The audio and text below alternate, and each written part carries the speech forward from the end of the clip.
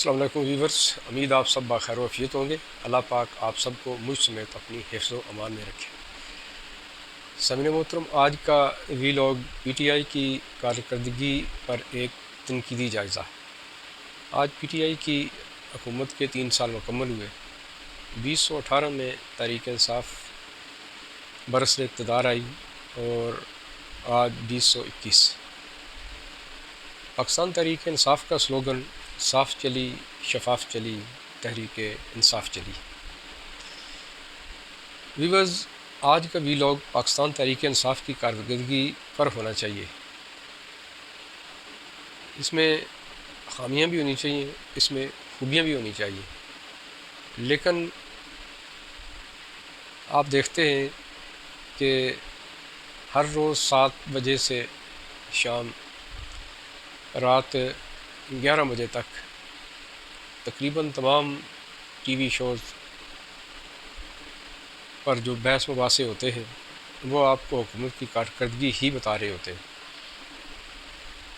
بدقسمتی سے کہیں کوئی چینل کارکردگی بہتر کے بجائے انڈیکیٹر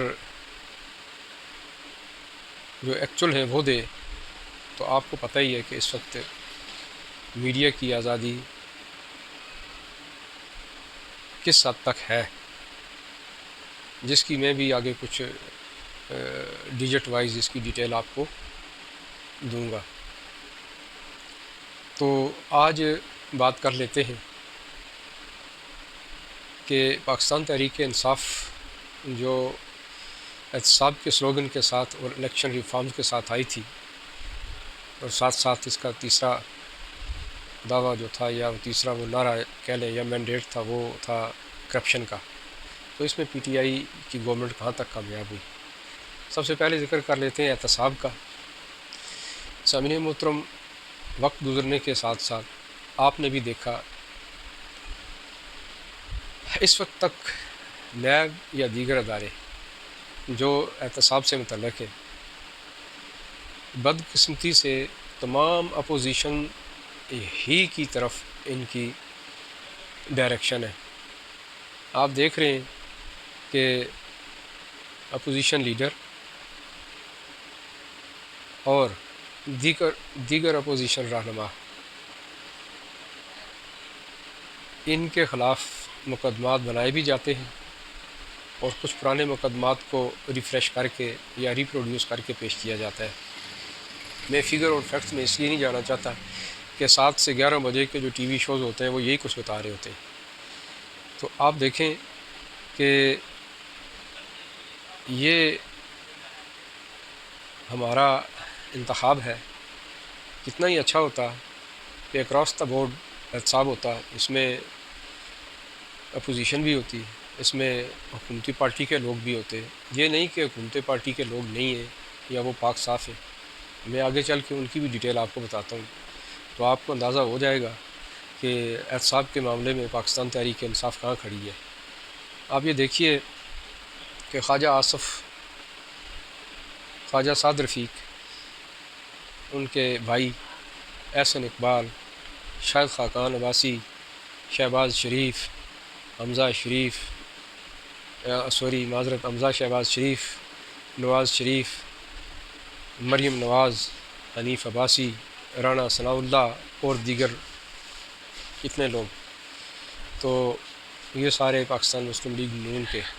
اگر آپ ان سے ہٹ جائیں، آپ آ جائیں پیپلز پارٹی کی طرف، جناب آصف زرداری صاحب، خورشید شاہ صاحب، شرجیل میمن صاحب، تو یہ سارے لوگ، اب ان میں جو میں نے نام گنے، میں آپ کو یہ بتا دوں کہ شاہد خاقان عباسی صاحب، حنیف عباسی صاحب، خواجہ سعد رفیق، احسن اقبال صاحب، خواجہ آصف صاحب، رانا ثناء اللہ صاحب، یہ سارے کے سارے بری ہیں، ان کے کیسز سب یہ اس میں بری ہو گئے۔ آگے چلتے ہیں جی، آپ دیکھیں کہ شرجیل میمن صاحب، آپ کو یاد ہوگا کہ مشہور زمانہ ایک کیس چلا تھا تو جس میں شہد کی بوتلیں برآمد ہو گئی تھی، وہ بھی آپ نے دیکھا کہ احتساب یا ہماری انویسٹیگیشن کہاں پہ کھڑی ہے۔ اب آتے ہیں نیب اور کورٹس کے پرٹیکولر کیسز کی طرف۔ آپ دیکھیے کہ پچھلے کچھ عرصے میں جسٹس شوکت صدیقی صاحب کا بیان تھا، وہ میڈیا پہ بھی آیا، دیگر پریس میں بھی اس کا ذکر ہوا۔ جو الزامات انہوں نے لگائے، میں اس کی ڈیٹیل میں نہیں جانا چاہتا ہوں، لیکن انتہائی سیریس قسم کے وہ الزامات تھے۔ کیا ان کی انویسٹیگیشن ہوئی؟ پھر جسٹس شوکت صدیقی صاحب خود عدالت میں گئے، ان کا کیس ابھی تک پینڈنگ پڑا ہوا ہے۔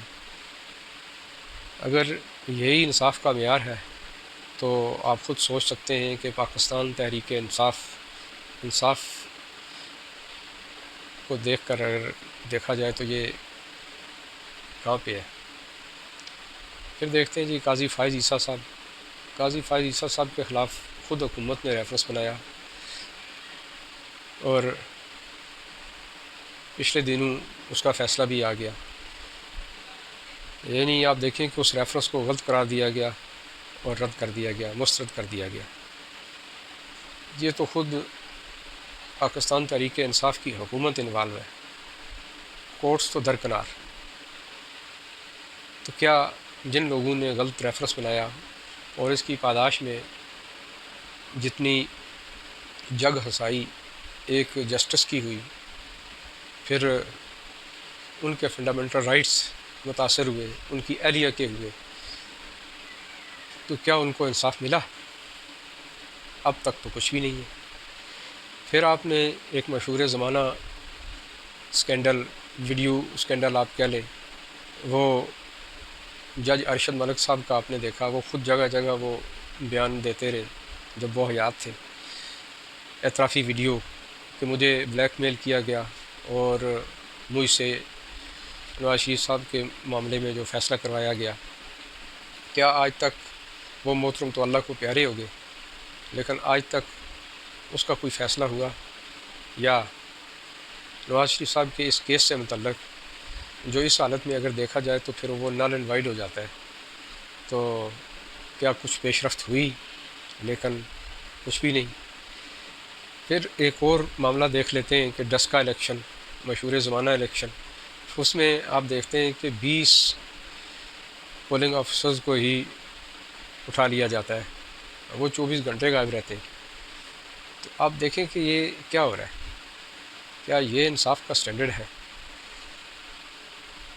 ایک اور واقعہ دیکھ لیتے ہیں، ثانیہ سائیوال، آپ کو یاد ہوگا، جس میں ایک کار میں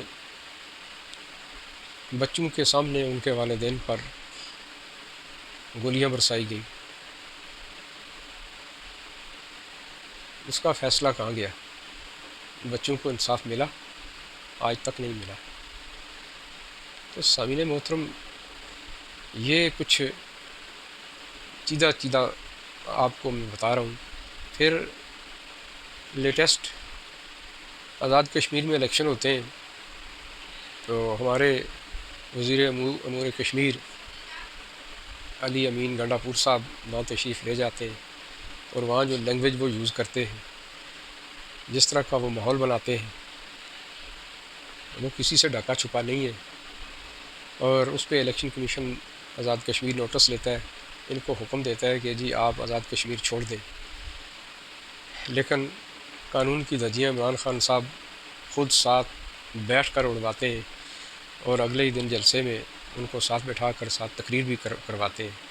تو آپ یہ دیکھیے کہ جن کا نعرہ ہی احتساب ہے، جن کا نام ہی تحریک انصاف ہے، تو وہ کس حد تک انصاف کر رہے ہیں؟ ویورز، آئیے اب بات کر لیتے ہیں معاشی حالت اور مہنگائی سے متعلق۔ تو یہ ڈیٹیل میں آپ کو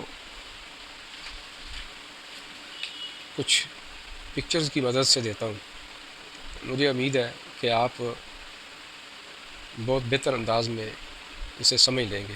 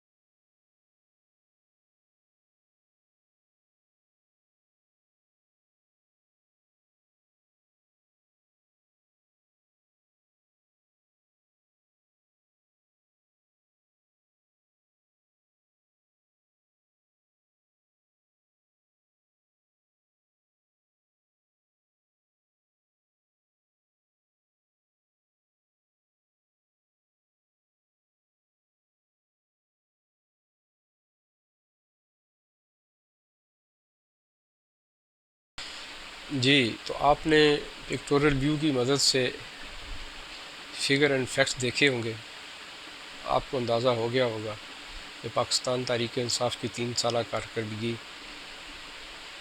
کیا ہے۔ اب بات کر لیتے ہیں انٹرنیشنل افیئرز کی۔ تو سامعین کرام، انٹرنیشنل افیئرز کو اگر دیکھا جائے تو یہاں بھی پاکستان تحریک انصاف کوئی بہتر سٹینڈ پر نظر نہیں آتی۔ آپ دیکھیے کہ آج سے کچھ عرصہ پہلے کشمیر ایشو پہ بات ہوتی ہے ایک فورم پہ، اور کشمیر پہ ووٹنگ کا معاملہ آتا ہے تو سعودی عرب ہمیں ووٹ نہیں دیتا۔ یہ ایک لمحہ فکریہ ہے اور بذات خود ایک ثبوت ہے۔ پھر آگے چلتے ہیں کہ امریکہ میں کوئی سربراہی کانفرنس ہوتی ہے، وہاں پہ پوری دنیا کے سربراہ جاتے ہیں اور اپنے اپنے خیالات کا اظہار کرتے ہیں، اپنا اپنا موقف دیتے ہیں۔ وہاں پہ جناب عمران خان صاحب کی شورۂ آفاق تقریر، جو ہمارے پی ٹی آئی کے کچھ سامعین نے اسے بڑا چڑھا کر بیان کیا، لیکن اس کے ثمرات آپ کے سامنے آئے کہ ایک ہفتے کے بعد جب سارے سربراہان اپنے اپنے ممالک کو واپس لوٹتے ہیں تو مودی صاحب بھی اپنے ملک میں چلے جاتے ہیں، انڈیا جاتے ہیں۔ تو یہ دیکھیں کہ ایک ہفتے کے بعد ان کے اقدامات کیا ہیں کشمیر سے متعلق۔ جو عمران خان صاحب نے کشمیر میں تقریر کی، کشمیر سے متعلق وہاں پر تقریر کی تھی، خود کو کشمیر کا سفیر قرار دیا تھا، یہ بھی آپ کو یاد ہوگا۔ اور ٹھیک 15 دن کے بعد جب مودی اپنے وطن کو لوٹتے ہیں تو وہاں پہ ان کے اقدامات دیکھیں کہ وہ سب سے پہلا قدم یہ اٹھاتے ہیں کہ وہ آرٹیکل 370 جو کشمیر کی حیثیت سے متعلق ہے اس کو سرے سے منسوخ کر دیتے ہیں، اور ساتھ ساتھ 35A، آرٹیکل 35A جس میں کشمیر کے شہریوں کے لیے اسٹیٹ سبجیکٹ کا ذکر ہے، اس میں ترمیم کر دیتے ہیں۔ یعنی 370 کو منسوخ کر دیتے ہیں اور وہاں پر اقدام کے طور پہ گورنر راج 2 جگہ پہ لگا دیتے ہیں۔ لداخ میں گورنر نافذ کر دیتے ہیں، وہاں پر گورنر کو لگا دیتے ہیں، اور دوسری جو ہے نا لداخ میں وہ، اس کا مطلب یہ ہوا کہ وہ ایریا اس حیثیت کو ختم کر کے اپنے قبضے میں لے لیتے ہیں۔ یہ تو ایک پریکٹیکل ہوا ہے ایسا، اب تک یہی کچھ ہے۔